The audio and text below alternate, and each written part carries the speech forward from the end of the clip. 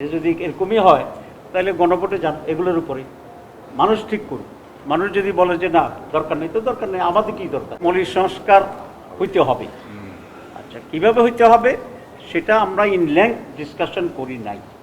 সংস্কার মৌলিকগুলো আলোচনা হচ্ছে, কিছু একমত কিছুটা দ্বিমত থাকার পরে আমরা দেখব যে এগুলা হইতে হইলে কি করতে হবে। There is 2-3 process may be endorse, maybe, আমি জানি না, I am not the authority. এক নম্বর হচ্ছে থ্রো মেজরিটি সিস্টেম। আমি বলেছি, ঠিক আছে, যে মেজরিটি যেটা হয় আমরা আলটিমেট সেখানে পৌঁছবো। উপায় কি?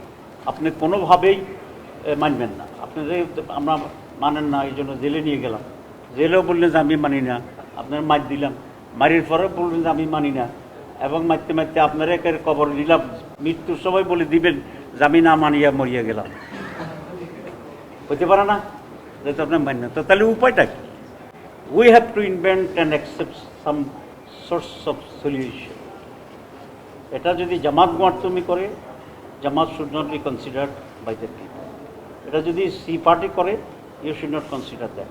We have to break through and we have to find out a way and open a door so that we can go to the destination. এটা মানুষ দেখছে তো, আপনারা দেখছেন, ঠিক আছে? তো এটা আমি মনে করি দিস ইজ ওয়ান সিস্টেম বলছি। Second, commission and the interim government should decide and impose something. বলবে যে আপনার কেউ যখন কিছু মানেন না, দেশের জন্য আমি এটা করে দিলাম, this is the decision. Third, more acceptable, আমরা বলেছি কমিশন যে যদি এরকমই হয় তাহলে গণভোটে যান এগুলোর উপরে মানুষ ঠিক করুক। মানুষ যদি বলে যে না দরকার নেই তো দরকার নেই, আমাদের কি দরকার? মানুষ যদি বলে দরকার নাই, হোয়াট ইজ মাই নেসেসিটি?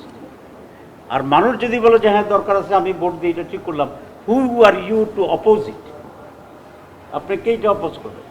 সুতরাং যদি সিম্পল হইতে না হয়, the only solution is going to the গণভোট, referendum, and the result of the referendum should be accepted, and the law, it should be the law for the future of this thing.